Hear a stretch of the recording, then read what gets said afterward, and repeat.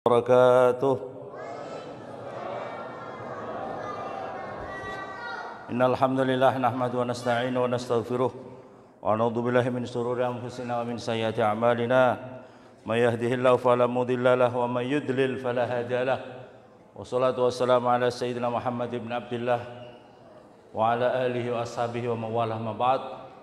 Jamaah salat Isya dan tarawih Masjid Al-Ikhlas Mambruk yang dimuliakan oleh Allah Subhanahu wa taala.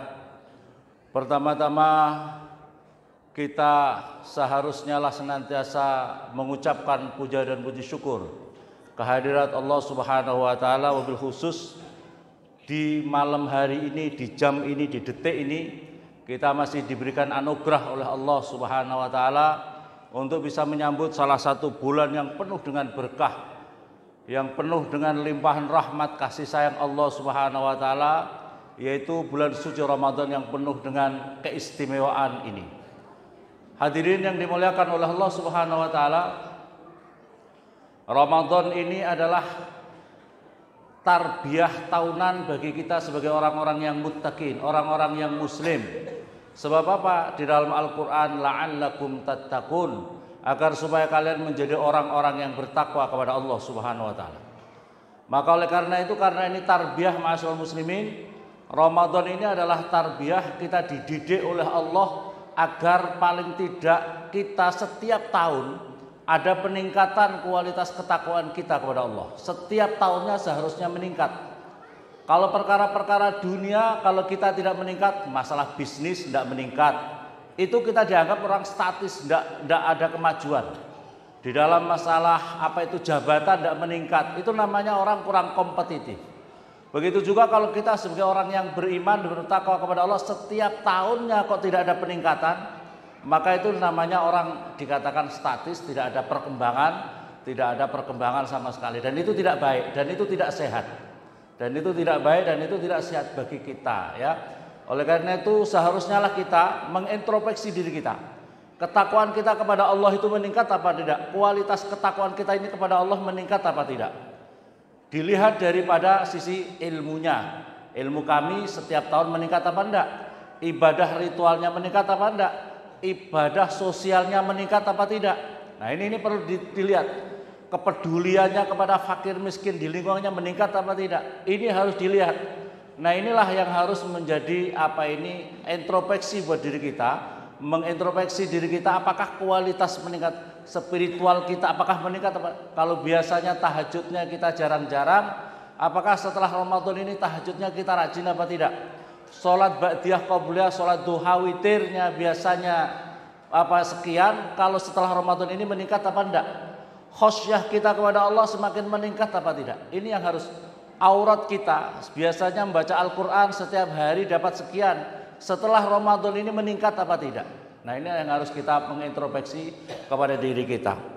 Ma'asyiral muslimin, oleh karena itu, karena kita ini ditarbiyah ma'asyiral muslimin, di dalam Al-Imam Al-Ghazali diterangkan, maka ada beberapa hal, di dalam hadis waqala Nabi sallallahu alaihi wasallam, ada 5 perkara yang bisa membatalkan pahala puasa. Pertama adalah al-kadzib. Jadi jangan sampai di dalam bulan suci Ramadan ini kita melakukan al-kadzib, bohong. Wan namim, al-ghibah, mengumpat membicarakan aibnya orang lain. Al-ghibah wan namimah, mengadu domba. Wan nazar wal al-yamin al-ghamus, sumpah palsu. Hadirin yang dimuliakan oleh Allah, di dalam Ramadan kita melakukan sumpah palsu maka batal pahala puasanya. Yang kelima adalah wan nazar bisyahwatin, melihat sesuatu yang menimbulkan syahwat. Ini hati-hati ma'asyiral muslimin. Sekarang ini melihat sesuatu yang menimbulkan syahwat tidak hanya secara fisik, bisa lewat medsos, bisa lewat HP, bisa lewat televisi, bisa lewat apa saja. Kalau ada orang melihat sesuatu yang menimbulkan syahwat di dalam bulan suci Ramadan, maka ini bisa membatalkan pahala puasa. Kam min shaim laisa min siyamin al-ju' wal atas. Banyak orang yang puasa hanya dapat haus dan lapar belaka.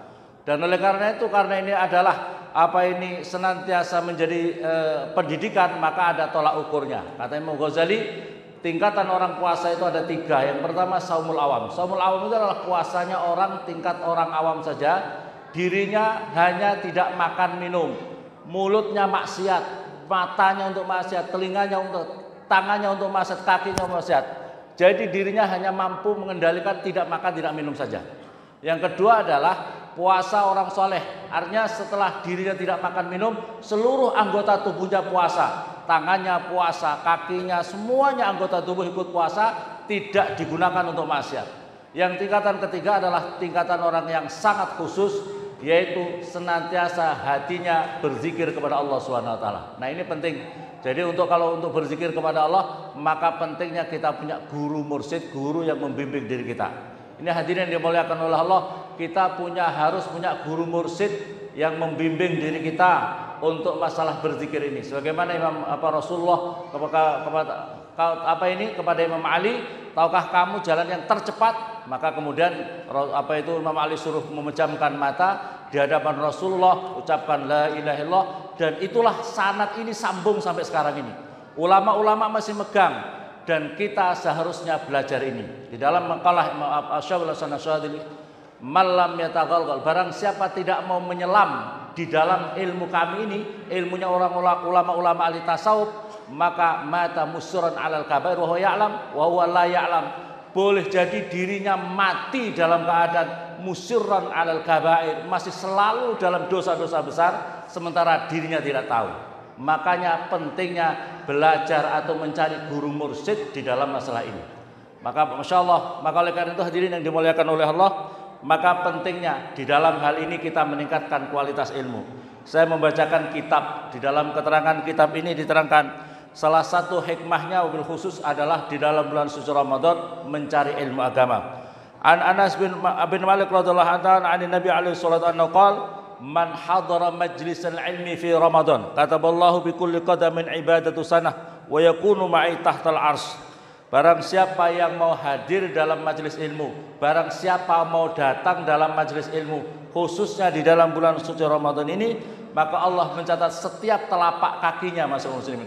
Allah mencatat setiap telapak kakinya seperti dirinya ibadah terus menerus 1 tahun kepada Allah Subhanahu dan wa yakunu ma'i tahtal arsy, dan orang itu kata Rasulullah akan bersama saya nanti di bawah arsy-Nya Allah Subhanahu wa taala. Nanti di padang mahsyar hadirin yang dimuliakan oleh Allah, ketika sangat panas itu, maka orang-orang sangat susah kepayahan untuk mencari tempat berlindung.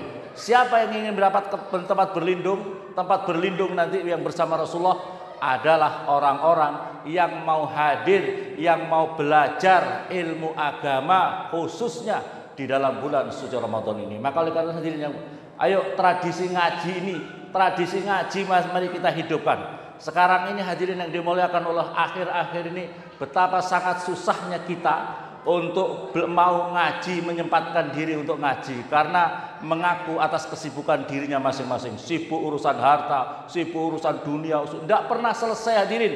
Semua urusan dunia tidak pernah selesai. Selesainya kalau sudah masuk kuburan. Selesainya itu kalau sudah masuk kuburan. Tidak siapapun juga punya kios 1 sibuk, tidak punya kios sibuk, ya segala macam. Kalau urusan sibuk tidak pernah ada yang berhenti. Masya Allah. Maka oleh karena itu harus kita sisihkan. Makanya harus kita mujahadah, sisihkan waktu kita untuk belajar ngaji, Nah, di sini ada Pak Imam kita, Pak Ustadz Luqman, bisa ngaji, suruh ngaji kitab di sini, ngaji kitab seperti ngaji kitab ngaji kitab apa.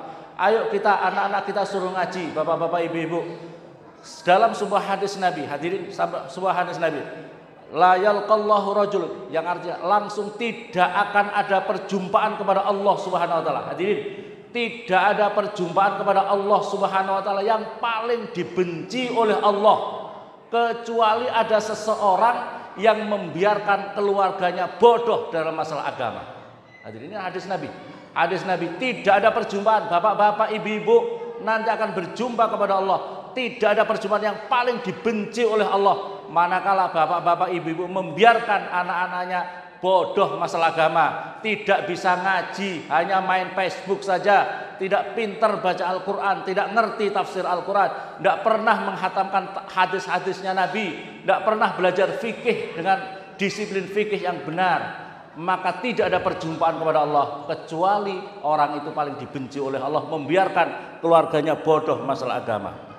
Wa qala Nabi sallallahu alaihi wasallam, ini di dalam keterangan hadis Nabi. Wa qala Nabi urwiya an Nabi alaihi salatu man shalla salatal jamaah barang siapa mau sholat berjamaah, kemudian wajalasa halaqatal ilmi, kemudian orang itu mau duduk-duduk dalam majelis ilmu belajar hadis, belajar fikih, belajar tafsir dan sebagainya, wa sami'a kalimullah wa amila bi atallahu taala sitata asya, maka kemudian Allah akan memberikan anugerah kepada orang itu 6 perkara. Pertama adalah arzuqu minal halal. Allah anugerahkan kalau mau ngaji, belajar ilmu agama, kitabnya Allah, tafsirnya Al-Quran, hadis, maka orang itu akan diberikan rezeki yang halal. Wa yanju min adzabil qabri, orang itu akan diselamatkan daripada siksaan di alam kubur nanti. Wa yu'ti kitabahu, dan akan diberikan buku amalnya nanti biyaminihi, dengan di tangan kanannya. Wa yamuru ala surat kal barqil khatib, dirinya akan melewati siratal mustaqim seperti kilat yang menyambar. Wa yuhsyaru ma'an nabiyyin, nanti akan digiring beserta para nabi-nabi, dan Allah akan membangunkan rumah istana di dalam surga min yaqutatin hamra, daripada yakut merah, lahu arba'una baban, yang istana itu ada 40 pintu-pintunya. Wa an Ibnu Abbas radhiyallahu taala anhu qala al ulama darajatun fawqa darajatil mu'minin, ulama itu derajatnya di atas derajatnya orang-orang mukminin biasa, dengan 700 derajat. Jadi 700 tingkatan orang alim itu. Ma baina darajatain, yang di antara satu derajat saja itu adalah 500 tahun perjalanan. Yuqal al-alim afdal minal amal, dikatakan